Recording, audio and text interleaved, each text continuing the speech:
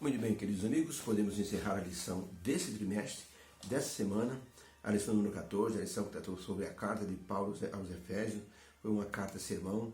Podemos encerrar o estudo dessa lição com gratidão em nosso coração por tudo que Deus nos ensinou através da carta de Paulo aos Efésios. Uma luta grandiosa de um missionário que foi numa cidade e que descobriu que ali Jesus Cristo deveria ser o principal naquela cidade, uma cidade que adorava, cultuava uma deusa chamada Diana.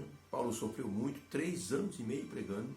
Mesmo assim, o povo da cidade, idólatra, não queria que ele fizesse isso, mas ele insistiu e o resultado foi a conversão de centenas de pessoas e o estabelecimento de uma igreja. Por isso, agradecemos a Deus por nos conduzir neste caminho que nos leva, através de Jesus, para o céu. Nosso supremo exemplo foi Jesus Cristo. Paulo mostrou em sua carta aos Efésios que Jesus é o nosso grande modelo. Por isso, a sua vida foi pautada por muitas virtudes, como, por exemplo, a paciência, como, por exemplo, a sua bondade, sua solidariedade. Isso pautou a vida de Jesus e deve também pautar a nossa vida. Por isso, Paulo disse em 1 Coríntios 11, verso 1, sede meus imitadores como eu também sou de Cristo Jesus. Por isso diz que nós nunca podemos saber na extensão total a influência do nosso testemunho diante das pessoas. Paulo insistia, tratar bem os outros. Mesmo que as pessoas não pareçam que estão assim sendo influenciadas, sempre há uma influência positiva do nosso testemunho. Por isso ele disse, sede meus imitadores como eu sou do Senhor Jesus Cristo. Uma jovem que plantou uma roseira assim na beirada do muro, ela ficou durante muito tempo olhando aquela roseira, e a roseira era bem tratada, adubada, muito viçosa a roseira, mas não dava flores. E aquela moça ficou muito preocupada. Um dia se aproximou da roseira e começou a pensar, sabe de uma coisa? Essa roseira, ela só tem a folhagem bonita, mas ela não dá flores. Por que não dá flores? Puxa vida, será que eu tenho que podá-la mais ainda? Quando de repente ela ouviu a voz do outro lado, que era uma vizinha que morava do outro lado. A vizinha era deficiente, de um problema de paralisia. Andava dentro de casa apenas na sua cadeira de roda. E a moça do outro lado disse, não querida, por favor, você não sabe o bem que me faz essa roseira. Dê uma olhada por cima do muro. Ela pegou um banquinho, subiu e quando ela olhou, ficou impressionada. Um pequeno galho tinha assim atravessado um pequeno orifício do muro e foi assim brotar do outro lado o mesmo galho, o galho daquela roseira. E ali ela se abriu em vários outros galhos e tinha vários botões maravilhosos. A moça disse, muito obrigado, você nem imagina como isso me ajudou ou tem me ajudado todo esse tempo.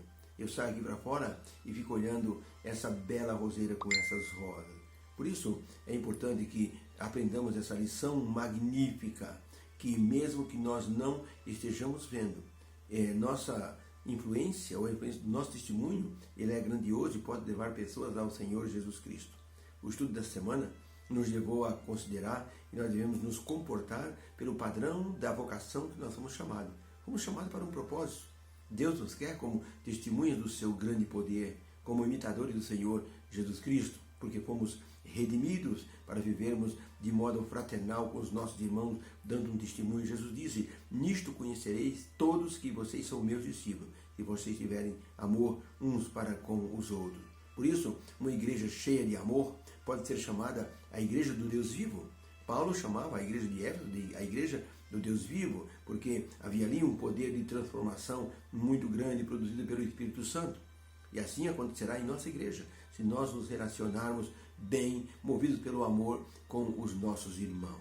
Um ponto importante que Paulo mencionou nessa lição foi o uso da oração, para orarmos uns pelos outros, orarmos pelos irmãos. Paulo disse, orai por mim, para que a minha palavra seja poderosa, porque eu preciso pregar o Evangelho. Paulo estava preso, mas ele considerava que era o dever dele pregar o Evangelho mesmo preso.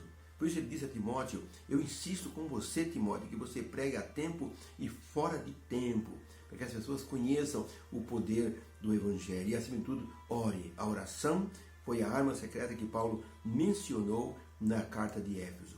No capítulo 6, ele mostrou que a armadura de Deus deve ser colocada sobre a vida do cristão, para que o cristão possa enfrentar o dia mau. E isso é importante, todos nós temos o dia mau. O dia em que as coisas acontecem de forma assim negativa, e nós temos que estar prontos através da oração. um moço no exército, foi descoberto que ele, durante a noite, ele deu várias saídas e se pensava que ele estava tendo contato com o inimigo, como se fosse um espião, fornecendo assim várias situações que pudessem prejudicar o exército. O comandante-geral disse: você vai para a corte marcial. E diante da corte marcial, aquele comandante perguntou: jovem, o que você estava fazendo à noite no meio do mato? Você foi visto várias vezes saindo furtivamente do seu pelotão e se embrenhando no meio do mato. Foi fazer o que lá? O moço disse: eu estava orando por nós, senhor comandante. Você estava fazendo o quê? Orando? Você está no exército. Aqui não é igreja, aqui não é lugar de orar, mas eu oro a Deus todos os dias de forma contínua. Então o comandante disse: então ajoelhe-se e ore. Aquele moço então em voz alta começou a orar, fez uma oração solene, derramou o coração perante Deus, orou por todos aqueles que estavam ali, pelos seus amigos soldados, pelos resultados daquilo que eles estavam fazendo. Quando terminou, ele disse: em nome do Senhor Jesus, amém. Quando ele olhou, a maioria das pessoas que estavam naquele tribunal militar tinham os olhos marejados de lágrimas. O comandante disse: levante-se, moço, pode ir embora. Eu acredito fielmente no Senhor. Ninguém poderia orar como o Senhor orou aqui, se o Senhor não tivesse praticado isso muitas vezes em sua vida. A oração nos coloca diante de Deus. A oração traz o poder para a nossa vida.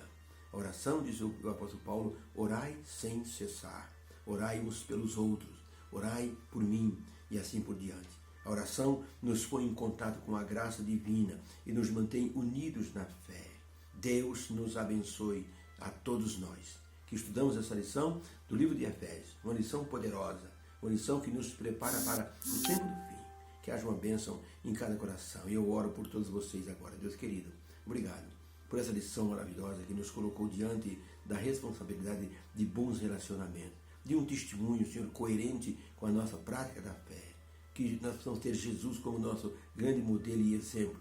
Que possamos colocar a armadura que o Senhor nos fornece para enfrentarmos as hostes espirituais da maldade. Que o Senhor nos dê a vitória, em nome de Jesus. Amém. Deus abençoe, beijo no coração e daqui a pouco, lição do próximo trimestre, falando sobre a missão de Deus, a nossa missão. Deus abençoe você. Fique com Deus.